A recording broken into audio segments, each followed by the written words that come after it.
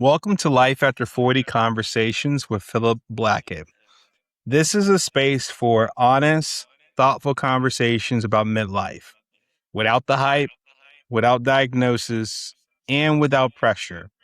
If you're somewhere between 35 and 55 years old and quietly navigating questions about your energy, your identity, your work, your faith, your relationships, or your health, you're not alone. Midlife can often look stable on the outside and feel unsettled underneath. Life after 40 conversations exist to do one thing well: to give adults in midlife the language, clarity, and calm perspective for a season that can often feel confusing, lonely, or silently overwhelming. This show exists to help you feel seen, help you feel steady and less alone as you navigate the second half of your life. Now, bear in mind, it's not a self help program, it's not a medical show, and it's not a motivational pep rally. What this is a meaning making space where each episode is a grounded conversation with myself alongside leaders, caregivers, entrepreneurs, pastors, parents, professionals, and thoughtful human beings who are living through midlife in real time, just like you and me. We reflect on lived experiences without issuing prescriptions with peer pressure. Because I believe in this deeply. Midlife is worth living and worth living well. And living it well doesn't start with pressure, it starts with perspective. So if you've ever thought to yourself, why does this season feel different for me? Or why am I rethinking things that used to feel settled before? You're exactly where you're supposed to be. And I'm grateful that you're here. So let's begin today's conversation. My guest today is Jody Brooks. He's a coach, award winning business owner, sustainability expert, and speaker for the United Nations on business sustainability. Jody's career has taken him from senior leadership roles in international education to the front lines of his own mental health crisis, where he battled through severe anxiety, depression, and even suicidal thinking that pushed him to the edge of what felt survivable. He didn't just recover, he rebuilt his life from the inside out and turned that experience into the 9 principles of authentic living, a framework that's helping people do the same. He doesn't just share concepts, he shares real stories about childhood trauma, navigating sexuality, family, addiction, and suicide survival, and what it takes to finally stop pretending that everything is fine. Jody, welcome to Life After 40 Conversations.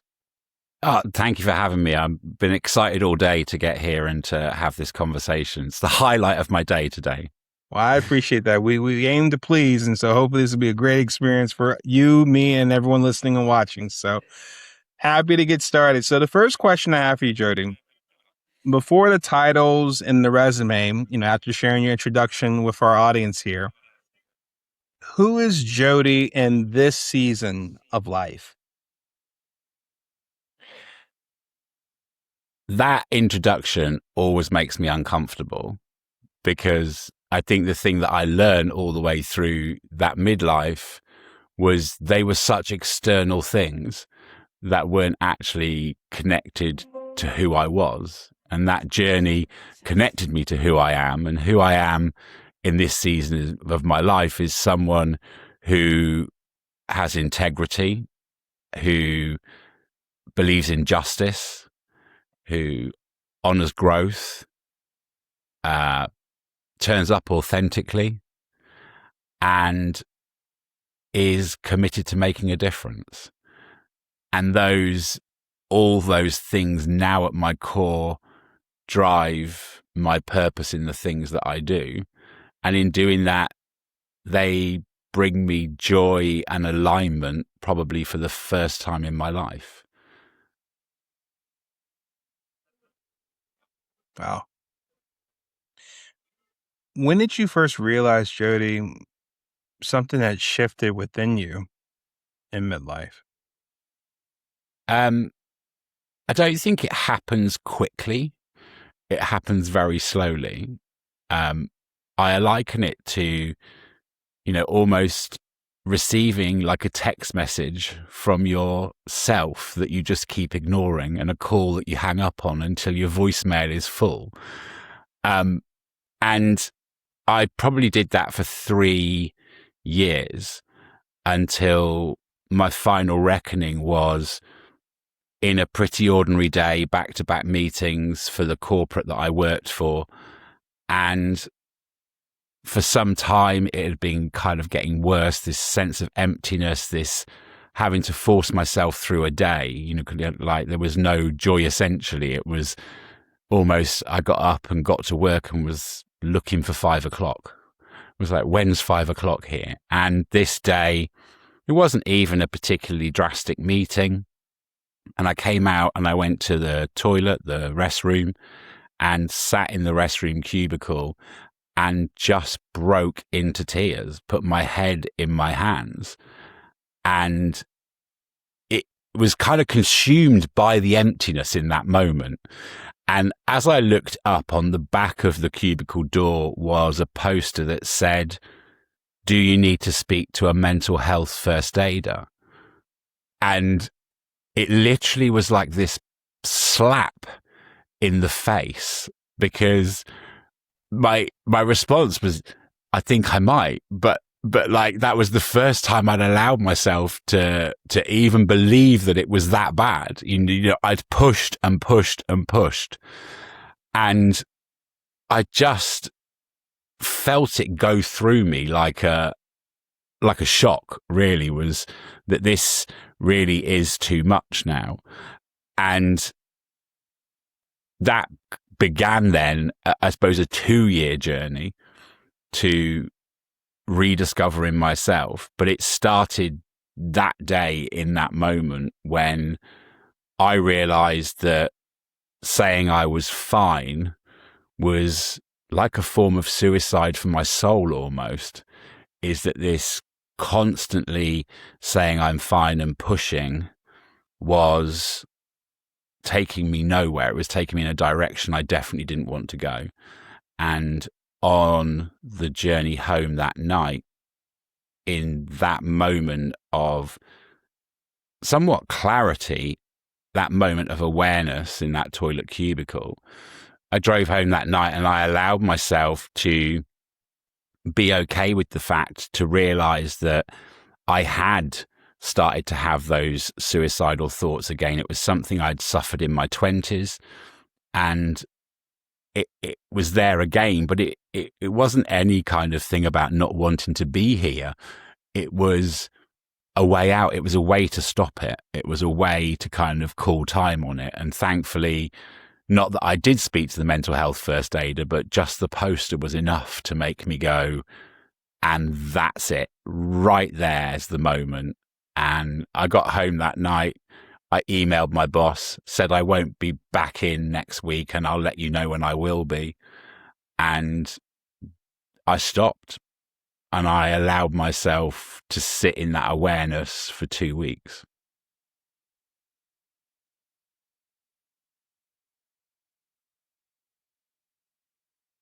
For lack of a better word, there's a lot to unpack there. And I think, to start off, Jody, I think what's helpful, probably not just for me, but hopefully a lot of other people listening and watching us.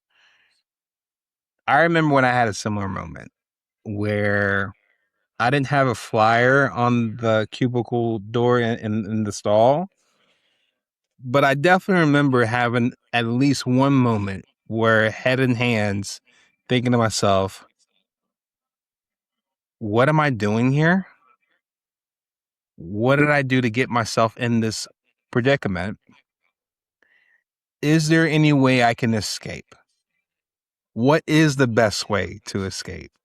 And you just open yourself up to a gamut of possible options. And in and of itself, it's it can be a frightening task, because any of those choices could be small or major. You're also dealing with it in and of yourself, where you have to also think to yourself, for something so grave of a decision, how you figure yourself out of this one. Do you have it within yourself to make the right decision, or are you open enough, brave enough to share with somebody else or reach out for help? Right. So I'm thankful that that flyer was there to help at least prompt in your mind, maybe I should talk to somebody about this. And it's also kind of telling for me too, the foresight for someone to put that flyer there in the first place. They didn't put that on like the bulletin board in the water cooler area where everyone else can see when they get their bagels and water refilled and catch up on the news and or what happened in sports the day before. No, they put it in one of the most intimate places in the office and having enough thought that for at least one person, that could be someone's lifeline during a really tough period in his or her life. And I say all this to say, I have reason to believe that you and I are not the only ones that have had that sort of similar moment. A moment where it's whether it's at work, maybe it's in the car. That was one that happened for me. Maybe it's at home. Maybe it's at a bar. Who knows? It's just a moment where, like you said before, you might have been ignoring the signs for so long, the text messages that went unread internally, the emails that kept on bubbling up more and more and more each day. And just thinking like the meme of like the dog in the office, and there's fire all around them. He's saying everything's okay, everything's fine. We think it's funny. But a lot of times stuff like that has like at least an iota of truth to it. That I'm just thankful that whoever put that flyer there was helpful enough for you and hopefully for somebody else that came across that. I think, it definitely is. And I always talk openly about it, Philip, because you've just said it. I know there are people out there feeling like that right now, and that, there's a certain shame that goes with it. I think that was in that first week afterwards, because on the outside, I had everything I could possibly want. And you say it in your intro. On the outside, I had a great job, company car, private healthcare. I flew around the world, and yet I felt like I didn't have a right not to be happy. And so the guilt and the shame that goes with that, and then it silences you, because you just think, well, if I try and tell someone, they're just going to laugh in my face. It's like, what have you got to not be happy about? Kind of like, you've got it all. My friends used to be the same as well. Oh, your job's so glamorous. It's all of these things. And my job as well was, involved me being in front of group, like on stage in front of crowds of people, like all the time. And so I was constantly on stage. So, I literally used to call it the jazz hands job. I didn't have a choice. I just racked up for work and had to like go across doing jazz hands, regardless of how I was actually feeling. It was me tap dancing across the stage, making out like it's all okay. And it is that thing. And when I talk to people and I say, like, imagine that, not answering that text message and not answering that email and not answering that voicemail. And then what starts to happen is, that there are now 5 messages. There's 6 messages from that person and you still haven't responded. And, and I kind of think that's how it ends up. And then that in itself becomes overwhelming. Like you said there's a fear then, because now I've got to face those text messages. Like, I knew they were there, but now I've actually got to read them, and who knows what's in those text messages. And that, kind of that realization, there's a kind of like a strange journey that you go on where that next day I felt such relief that I didn't have to perform. And I think that probably carried for about 2 days. And then I was like, okay, but now you have to read the text messages. Now you have to look at that stuff. And that was scary at that moment in time, but the most liberating thing, with that awareness does come liberation. And with that awareness, you can see a way to fill that emptiness and to stop that exhaustion and to put back into your life the things that you want. And I think it's where you said about the titles and all of those things. My life's not constructed of that now. My life's not constructed of those things because they're very much external. And my life now is guided by what makes me happy. And if it's a job title for someone, I never decry that. If it's a job title or a car for that person, that's fine. But they're not the things that make me happy. And so I no longer seek this external construct of success. I seek happiness and joy in the things that I do on a daily basis, because that moment in the toilet cubicle taught me that. Do you think those 2 weeks, or that time away, I should say, from the job, was that like the eye opener for you during that time away that helped you figure out what was really important for you now versus before? Completely. And at the time as well, I was really unhappy in that job, really, really unhappy in that job. I had gone from having my own business for 16 years into the corporate world, and I'd done it for very set reasons. And, it wasn't something I didn't choose to do. And I did it wholeheartedly, believing it was the right move and with passion, because I was going to work for a brand that I believed in, that believed in the planet and all of that. So I thought it aligned. Now, the brand I worked for aligned, but the culture of the company that owned it did not. And so I began to then really understand how it was out of alignment with me. And so the second part of that time off in those 2 weeks is I did something that I'd never done before, which was ask myself, what are your values? What are your values? What do you value? And did some exercises and some work to kind of get to these core values. And I could trace them back then. I could see why these core values mattered. And I mentioned them there: integrity and justice and authenticity and growth and making a difference. And what was really liberating when I then did that is that, that understanding built a bridge to my inner self. That understanding built a bridge that helped me connect to my inner self. And it enabled me to understand that I wasn't the problem. I very much felt like the problem in the workplace. And I was craving recognition and pushing and wanting to be seen and all of these things.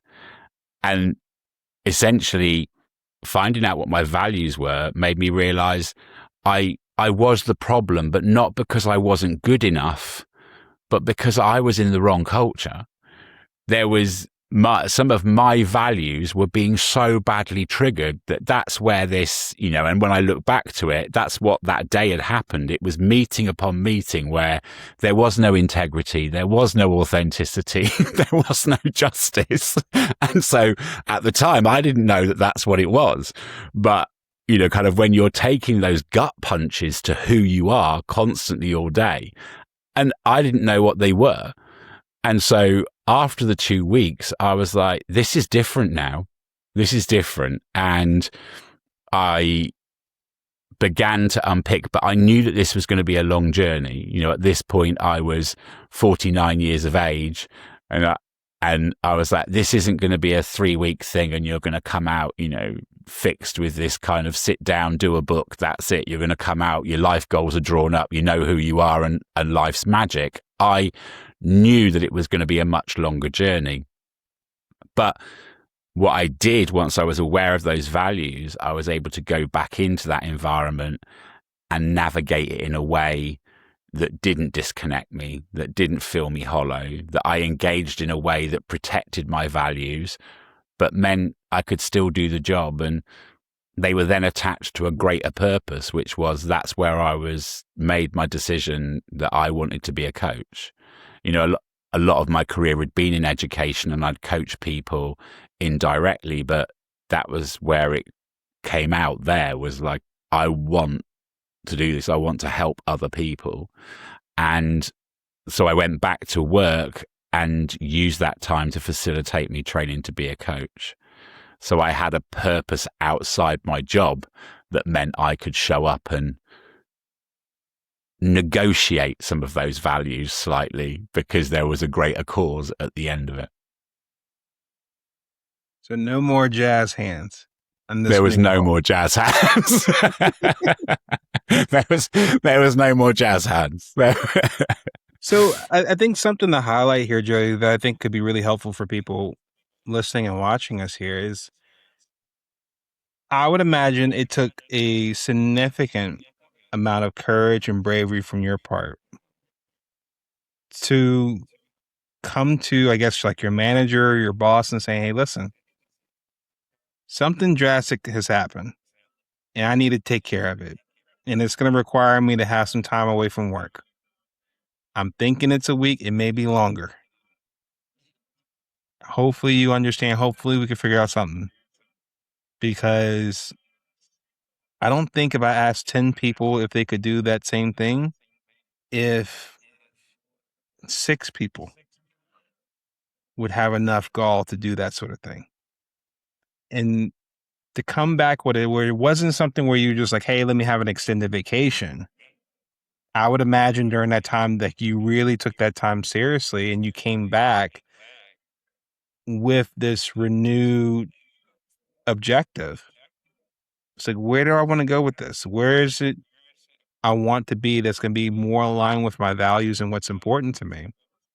That I feel more purpose in what I'm doing, where I feel like it's more intrinsically motivating for me. It's not about what you can get out of it, like you said before, whether it's a company car, a high salary, or flying around the world sort of thing. It's like you want something that pulls you each day where it's like, I'm excited to do this.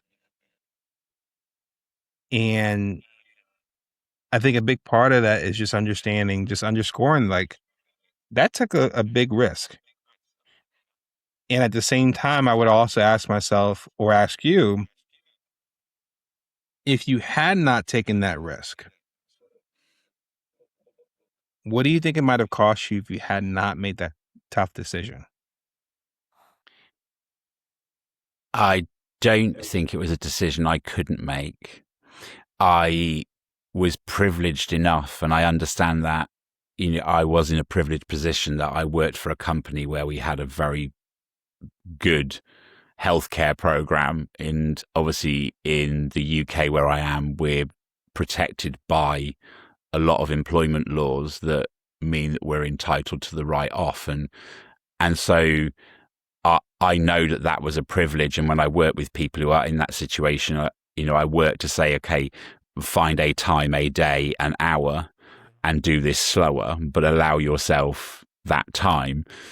I then went back, and I think my bosses were able to say or understand, because I worked really hard, Philip. Like, I did ridiculous hours, so there was no question of that. So even if I just said, look, I'm tired, it would have been acceptable.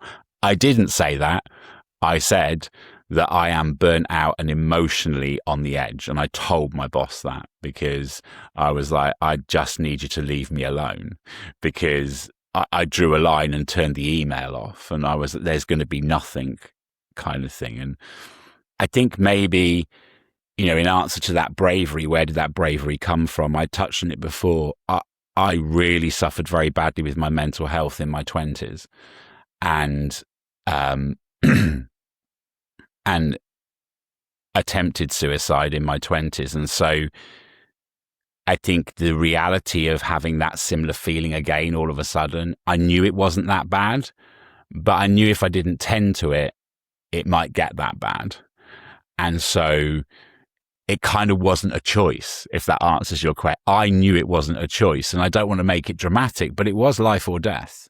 Like at that point, I was like, this is now life or death. If you carry on that road, you know where that's going. And, you know, there was no point answering that call or that text message if you're now going to ignore what it said. Like, you've answered it, you've read the email, you've got the text message, Jody, you need to take control of this. And that in itself became liberating, that in itself, because in that there was hope of something different. Mm-hmm. Part of the other problem was the repetition. And in those 2 weeks, what I realized was a lot of it was to do with identity. I had my own business for 16 years and been master of my own kingdom. But that business was a business that I created. And so my values were the business, and the business's value. So it was me and I was it, kind of that was that whole thing. And I don't think I was ready when I left it. I left it because it was time to go. I needed a new challenge. And that's why I leapt into this role, which took me back to something I'd done previously. But I wasn't ready for how much I was going to lose an identity. I was going to lose at the core who I was. And then I leapt into this corporate world.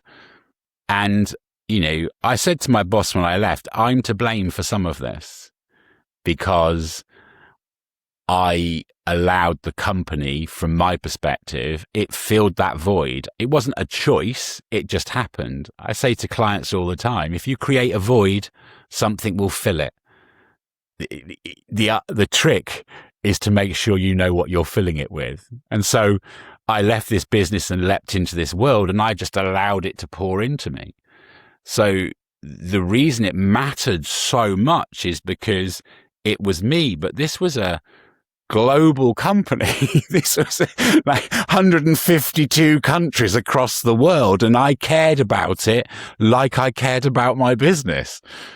And so it was kind of doomed to go wrong. And the reason I kind of diverted there is that that's where that values piece came from, because for the first time ever, I had to be really clear about who I was and take it out of me and then choose what I put back into that void. And so I went back with a very clear strategy of it has a very different purpose in my life now. You are going to facilitate me to follow my purpose. You are no longer my purpose.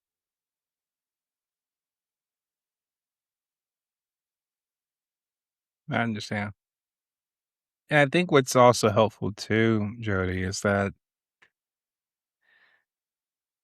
in some degree too, you also looked at your employer as a potential partner in this.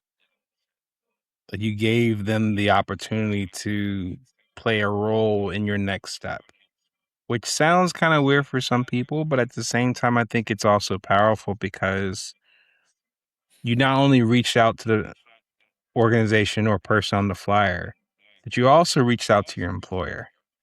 Not only do I need some time to figure this out, but when I come back, I'm also asking your help for direction. What would make sense? Here's what I'm thinking. I know it's different from what I was doing before.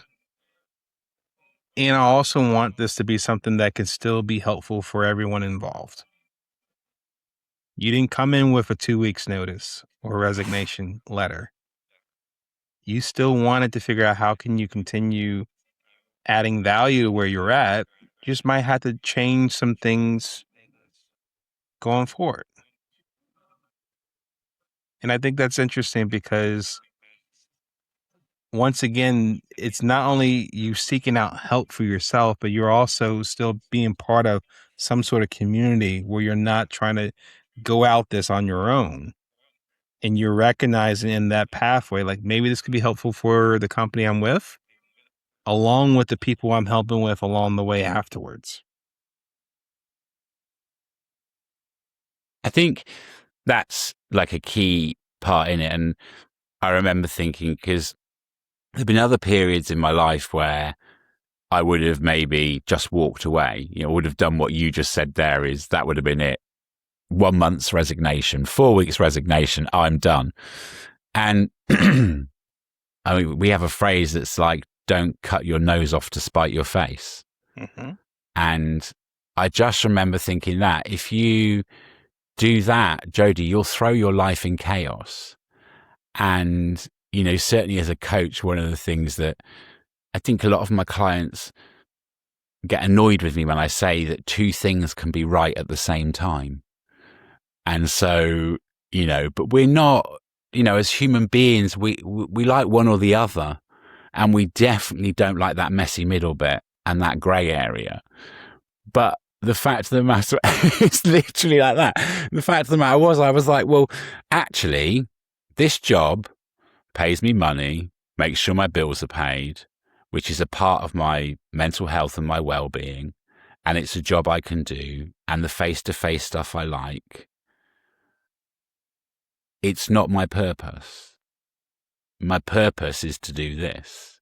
But for now, they can run alongside each other. And they are both right. It's just that at some point, this road here, the purpose one, will start to veer off where I'm supposed to go. And when that pull feels too much, that's the time to go. And it was 18 months later that it pulled too much and it was time to go. Mm-hmm. And I grew so much as a person in that process. I remember joking with one of my friends and saying, I feel like I've actually grown up and I'm an adult now, because it was this very kind of structured response that wasn't driven, that was driven by me, that also allowed time. And it allowed me time to heal. And in a way that I kept some stability to my world. And, it's not easy training to be a coach. There's a lot of in-depth stuff in it and a lot of study to do. And so I was able to do that at my pace rather than like loading the pressure on that. And I think it allowed me to also grow as a coach because I used it then in my work, and I had a lot more experience because my growth as a coach was not confined to 4 weeks in a classroom or an intense this. It was spread out over a period of time, using it in real world. So, and I say that to everybody, I think sometimes that's that fear of answering those text messages because we think it's going to be one or the other. But the reality of it is, and, I always refer to midlife of being that messy middle. But the messy middle is joyous because messy middle is where the creativity is. That's where like that real growth and change happens, in all of that mess, not in a polarized answer. Mm-hmm. And so I definitely have learned to sit in that messy middle through that process and navigate through it and pick the bits I like from each answer and then decide which way I'm going. Mm-hmm. Like, I really resonate with that too, Jody, because it's like, it's not really black or white. It's just we live in the gray. And I'm glad that you and I both can resonate on that because we have a common physical reminder of that gray. Yeah. When we look in the mirror, for sure. Me too. Right? Here and here. Absolutely, sir. And I think I even liked what you said too about the messy middle being part of what midlife is. It's midlife is like the midpoint, arguably. And what makes it messy is because for a lot of people, you're getting hit with a number of different things at the same time that you probably weren't experiencing when you were younger. And you might not experience to the same degree when you get older past midlife. But you're experiencing it all in real time where everything kind of comes at once. And you're like, how do I manage everything? How do I figure this out? And I think one of those things we have to reckon with that you talked about before is the whole notion of what was important to you before in recognizing that those same values or same things, same goals and objectives, they changed over time? Uh-oh, what do I do now? I have this feeling that what I was craving for, what I was tearing myself up for and running myself to the bone for, the ladder I had perched up on this certain wall, I might have had it perched on the wrong wall to begin with, the wrong destination. Okay, well, if that's not it, if that's not where I'm trying to go, if that's not, you know, the destination, where is it for me? And that's enough for people to be like, where do I go from there? But then in essence, how do you give yourself that grace, that space to figure out now what is most important for you? I think I always think there's two bits. It's a two-part thing. And I touched on it before, and I think that that's what happens a lot in midlife is we have these huge identity shifts. And, you know, like now I see it and they're just in different ways, but that's almost where it comes. There's a huge part that comes down to identity. And you see it around that time because there's lots of changes. Some are subtle, some are bigger, some are physical, some are health, those kind of things. Some are family, children leaving home, empty nest, those kind of things. For me, it was a business and those things, but we go through these big changes. And I think that we do that, you know, we hear midlife described about as emptiness an awful lot, but I genuinely think it has a similarity to grief sometimes. That's what that emptiness is, because we're grieving an identity and we're like, I don't know where I am now.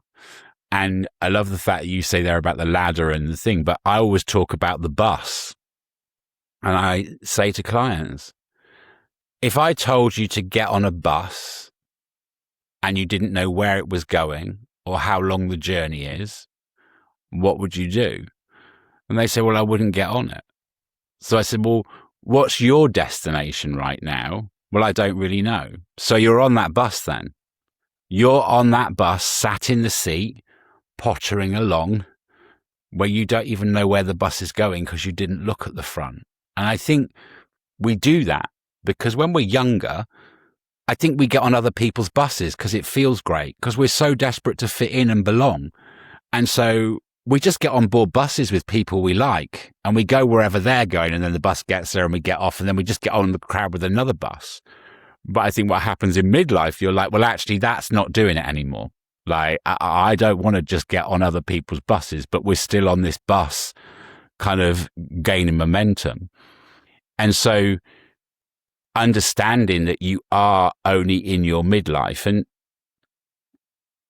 and that it is such a powerful point in time. There is that anxiety part of it because we feel like time's gone by and we maybe start going, where did the years go? And all of those. And so we start this external pressure on ourselves of like, you know, almost like in the film Speed, the bus is gathering speed, but it's actually not. It's doing the opposite thing. It's slowing down a little bit. If you allow it to, it's slowing down, because the first 20 years of our life are consumed by education and being told who we're going to be by other people. And then the next 20 years are trying to fathom that out somehow. So I kind of say is actually, this really is where your life begins, because now you have everything you need to write the best chapter, to decide on what the destination is on the front of the bus. And when you do that, that emptiness disappears and that sense of loss disappears.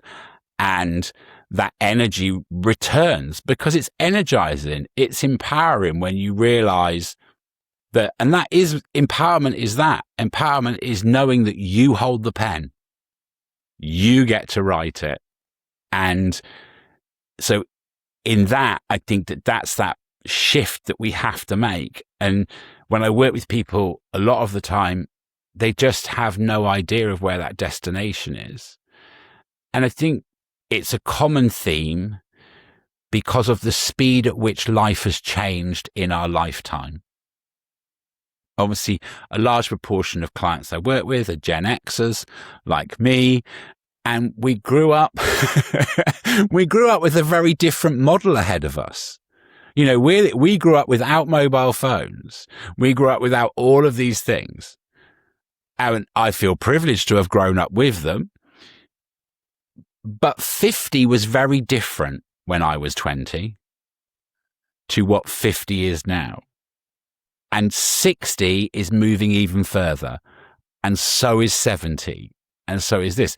So we were on a bus that almost we'd got on because that's the bus that everybody got on. The bus that everybody got on was this, what I'd be at 50. And when I think back to what 50 was when I was a kid, yeah, I mean, people were slowing down. You know, I kind of look at my grandparents and, you know, and I look back now, and the irony of it is, I realized the other day, I looked at a picture of one of my grandparents.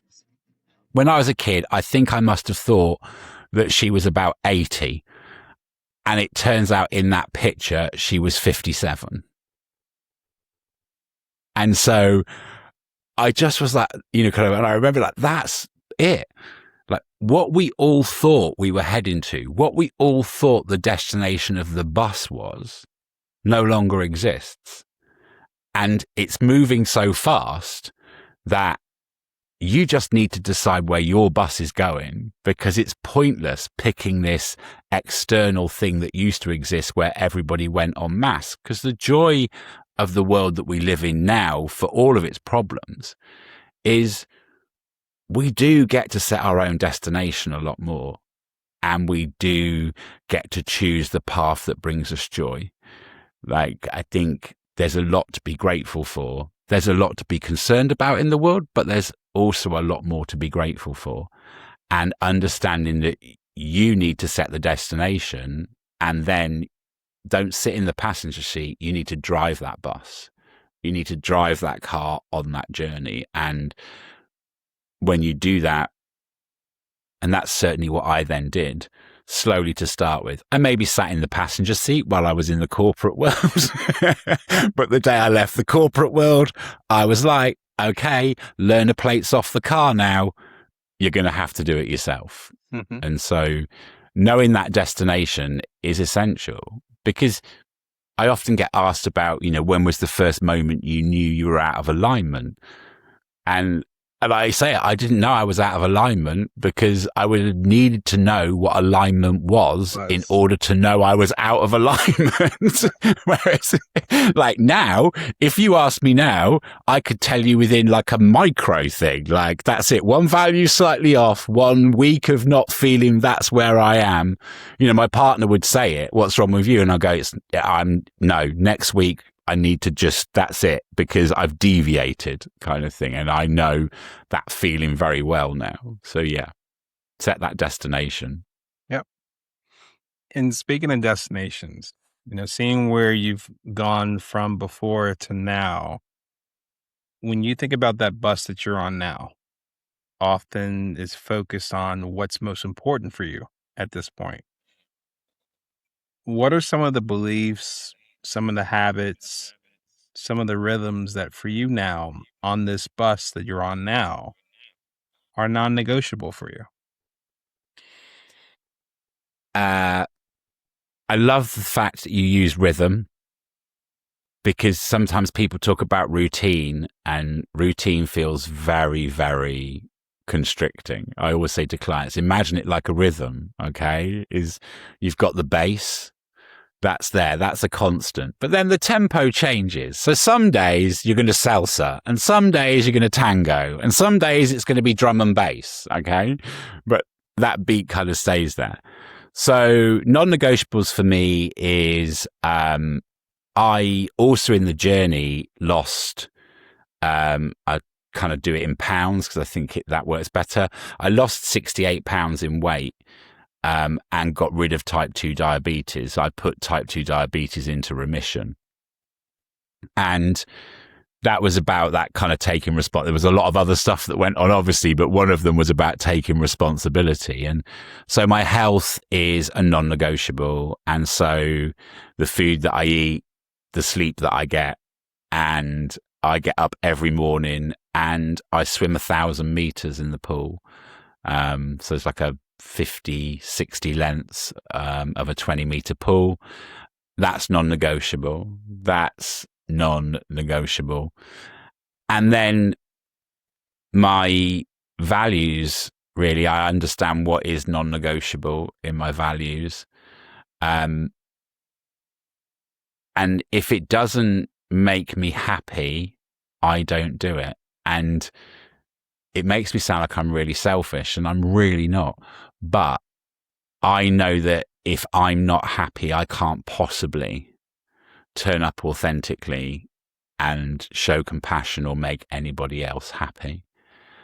But the interesting thing is when I look back, I had a very well paid job, and starting the coaching business, I obviously had zero client base, etc. And finances looked really frightening. But the strangest thing is I didn't care.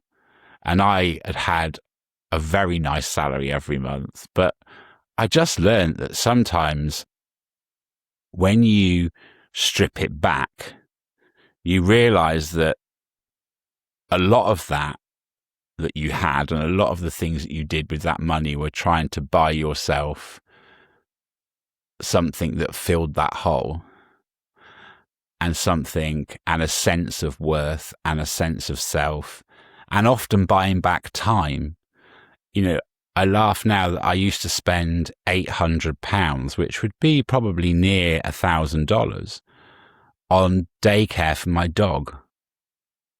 You know, essentially, I went to work for at least a week a month just to pay to have my dog looked after so I could go to work.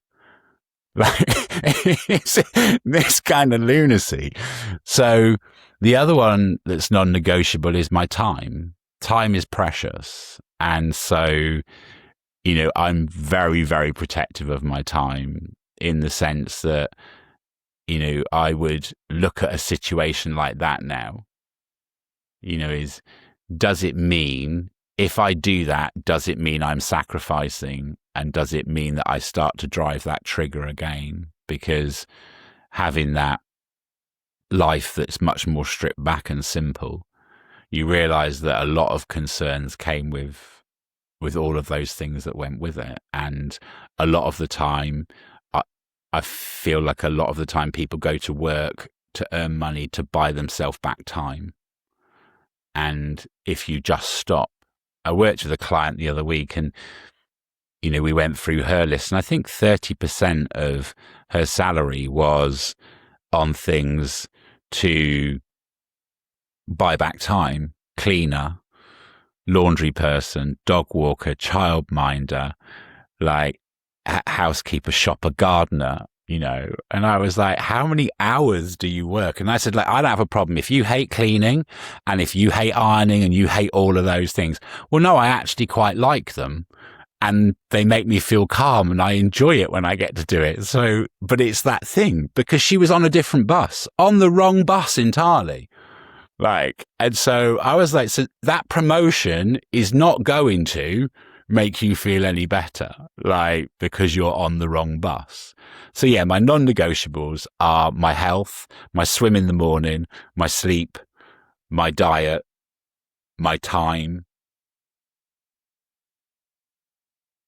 I think that's, and growth, actually. Like, now I love reading, and when I had that job, I never used to get to read, and it still feels like a bit naughty, but obviously, you know, now for my career, I need to read. So now I tell myself it's work when I spend a whole day reading a book, and that's okay, because it is work when I spend a whole day reading a book. So, yeah, my growth, but very simple. Like, I have a very simple list now, Philip, and they do bring me joy. I can respect that. I appreciate you sharing that. And so when you think about where things are for you now, Jody, What does thriving look like for you now?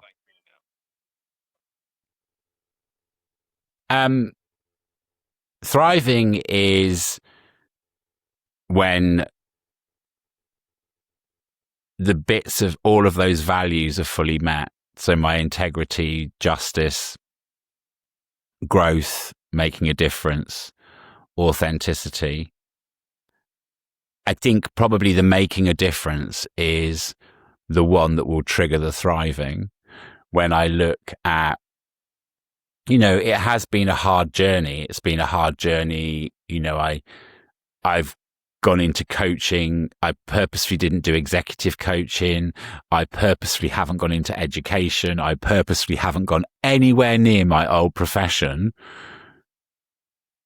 The flip side of that is I had no contacts, so I had to build my coaching practice from zero. so, but I like a challenge. So, and now as that's coming to fruition and it's falling in and those kind of things, I'm really starting to see that. I do a lot of voluntary work, which is helping me in that thriving. And I do 3 sessions a week within an organization that specifically reaches out to those people who suffer addiction, homelessness and poor mental health. And I do a mix of things in there. I run a general well-being group. I run a men's group where I work with people who are sober and in recovery, who are trying to move even further away. So that's become something that I've become, in fact, I did it today and I came home and my partner said, "Oh my God," and I was like, "What?" And just your mood, because if I had to describe it, that's when I was thriving today. When I was thriving today and seeing that that's the joy of that thing, is that you can make a difference and you can make an impact, and that impact ripples out, because as those people grow, and I know that with coaching as well, is you coach an individual, but you also change the people around them, because you change that person and how they show up to those people. And so that is thriving to me, to continue to build my coaching practice and develop the 9 principles and spread that message more, like doing this evening, and have those conversations and let people know that if you feel like you're in that messy middle of midlife, it's actually a sign of your humanity. It's not a sign that something's wrong. It's a sign of your humanity. And it is a call to pick up the phone and answer that message from your inner self. And that there, spreading that message and doing that work, is thriving now. I love it. And that actually leads to my next to last question for you, Jody.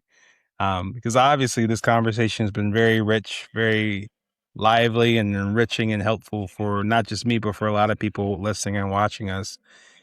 And so if there is someone that is watching or listening to you right now, and he or she is having one of those messy middle moments that might have come across a head and hands moment, what do I do now?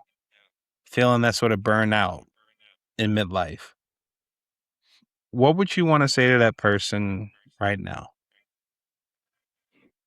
To loop back and say, it's a sign of your humanity, and it's not a sign that there's something wrong with you, but it's a sign that there's something wrong in your world, and it's your inner self calling to you. It's your soul calling to you and asking you to connect and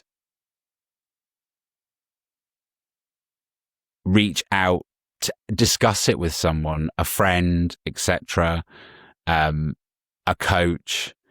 Just don't feel any shame in it, and allow yourself to sit with it as well.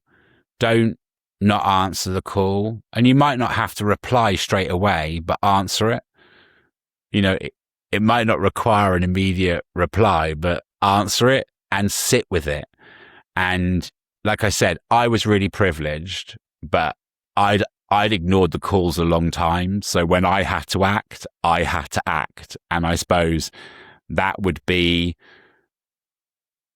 my kind of almost plead to people is when you first hear that call or those messages, just take time, 10 minutes, and write in a journal, 10 minutes, and start listening to what it's telling you. Don't ignore the calls. Don't feel shame, and understand that actually what it's calling you to do is to write the best chapter of your life yet. So, Jody, thanks so much for sharing this. I really feel like this conversation has been really helpful for a lot of people. And for those that are listening and watching that want to take that next step to learn more about you and your work and, how they can learn more about how to navigate this messy middle called midlife, how can they best connect with you after this conversation? The easiest way to connect with me is via my website, which is authenticcoaching.me. So it's really simple. It's all one word, authenticcoaching.me. You can email me directly there. And back to our other question, if you can't find anyone else to mention it to, then just send me an email saying that's how I feel. Like I will respond to them all. And I have a free to join community there. All of my website, all of my social medias there, everything. And just please don't be afraid to reach out. That's that whole bit. And that is part of that, going back to me thriving and making a difference. You'd be making a difference in my world if you reach out. So if you want to see it like you're doing me a favor, then if that makes it easier, see it like you're doing me a favor. Absolutely. Absolutely. Well, Jody, like I said, this has been really helpful for all of us here. And so for people watching and listening in to this conversation, let this be a reminder that midlife is seen as a messy middle for a reason, right? It's a season that, as we learned from Jody, it can often remind us, email us, message us, hey, there's something different going on here compared to years past. Should we pay attention to it now or later, sometime? Where it's really helpful to understand it's not something that you necessarily have to be afraid of, but maybe learning from what Jody spoke to us today, it could be something that could actually be of help to us, of assistance to us, and actually can help direct us into the next chapter of where life goes from here that can actually be an even brighter chapter than the chapter before, if we allow it. And so if something today resonated from what Jody mentioned here, do exactly what he said. Just sit with it. Don't rush into action. See what it may clarify for you. Maybe it softened something you thought was pretty sturdy before, or maybe it invited you to pay more attention to something you might have neglected in the past. In any case, that's where real change begins, not with urgency to act now, but simple awareness to give yourself the space and the grace to see what's happening. And if it means talking to someone about it, you're more than welcome and are encouraged to do so. Even Jody in this one as well. So, with that being said, this is the conclusion of our conversation here. To learn more about Life After 40, you can head on over to our website at lifeafter40.com. You're also welcome to connect with me at philipblackett.com. And just as a friendly reminder, as we close today, midlife is worth living and worth living well. So, Jody, first off, thank you so much for spending time with us here and having this very fruitful, rich conversation. Thank you for everyone for spending time with us here. This has been Life After 40 Conversations with Philip Blackett. Take care, and we'll see you in the next conversation. Bye for now.